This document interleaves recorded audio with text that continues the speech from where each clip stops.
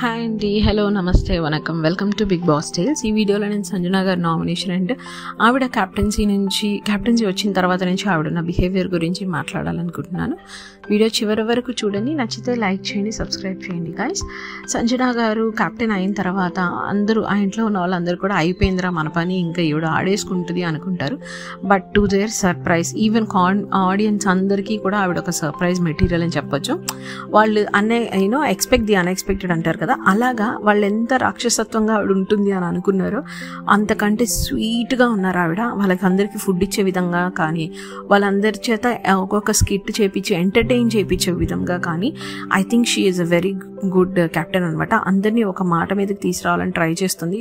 దో ఆ ఇంట్లో ఉన్న వాళ్ళు ఎవరు ఆవిడ మాట వినకపోయినా సరే. సో ఆరెంజెస్ విషయంలో దొంగతనం గురించి స్టాకిస్ట్గా పెట్టాలనుకుంటుంది మనీష్ని. ఎందుకు మనీష్ని పెట్టాలనుకుంటుంది అంటే, మనీష్ ఆవిడ కొంచెం సెన్సిబుల్గా అనిపించాడు.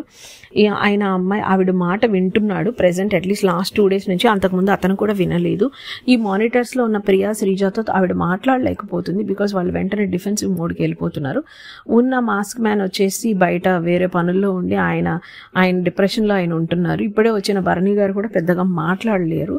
అండ్ పవన్ కళ్యాణ్ వచ్చేసరికి పవన్ కానీ డీమన్ కానీ వాళ్ళిద్దరు వెరీ సైలెంట్ అనమాట. సో కొంచెం టాకెటివ్ పర్సన్గా మనీష్ని స్టాకిస్ట్గా పెట్టాలనుకుంటుంది. ఆ విషయంలో చిన్న రప్చర్ అయినప్పటికీ తను అనుకున్నది జరగలేదు కాబట్టి తను అనుకున్నది జరిగించడం కోసం ఆవిడ ఆరెంజెస్ అనే 5 ఆరెంజెస్ని దొంగతనం చేసి వాళ్ళందరినీ దారికి తెచ్చుకునే విధానం చాలా క్యూట్ అండ్ స్వీట్ అనిపించింది అనమాట. సో సంజన గారి game is always interesting.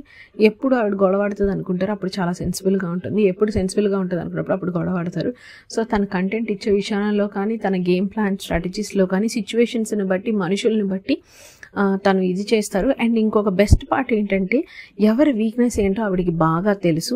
So ఎక్కడ ఆవిడ కోపంగా ఉండాలి, ఎక్కడ పేషెన్స్గా ఉండాలి, ఎక్కడ అరవాలి, ఏం చేస్తే వాడి వీక్నెస్ని బయట పెడతాడు, ఎక్కడ ట్రిగ్గర్ అవుతారనే పాయింట్ ఆవిడకి చాలా బాగా తెలుసు. అండ్ అవన్నీ కూడా ఒక గ్లేస్తో ఆవిడ భలే సైలెంట్గా క్యారీ చేస్తారనమాట. ఎంతమంది ఎన్ని వచ్చి మాట్లాడినా సైలెంట్గా ఒక స్మైల్తో అవన్నిటిని ఆవిడ హ్యాండిల్ చేస్తారు. So I think that is a biggest strength. So నాకు ఆవిడ నామినేషన్ మన సుమన్ శెట్టి గారిని వేయడం కూడా చాలా బాగా అనిపించింది. ఎందుకంటే ఆవిడ చెప్పాలనుకుంటే ఫ్లోరా గురించి చెప్పొచ్చు, హరీష్ గురించి చెప్పొచ్చు, రకరకాల మంది ఒక్కొక్కరితో ఆవిడకి ప్రియాతో ప్రాబ్లం ఉంది, ఎవరు శ్రీజాతో ప్రాబ్లం ఉంది, వీళ్ళెవరు ఏదో ఆవిడ నిజంగా మనసు గుచ్చుకున్న పాయింట్ సుమన్ ఎక్స్క్లూడ్ చేయడం, ఆవిడ్ని 9 మంది కాదు మేము 8 మంది అని ఎక్స్క్లూడ్ చేసిన పాయింట్, ఆవిడ ఏదైతే హర్ట్ అయ్యారో జెన్యూన్గా ఆ పాయింటే చెప్పి ఆవిడ she always the super lady అనిపించుకుంది అనమాట. ఆవిడ గురించి నాకు ఇలా అనిపించింది. మీకేమనిపించిందో కామెంట్ సెక్షన్లో చెప్పండి. ఈ వీడియో నచ్చితే లైక్ చేసి, షేర్ చేసి, సబ్స్క్రైబ్ చేయండి. బాయ్.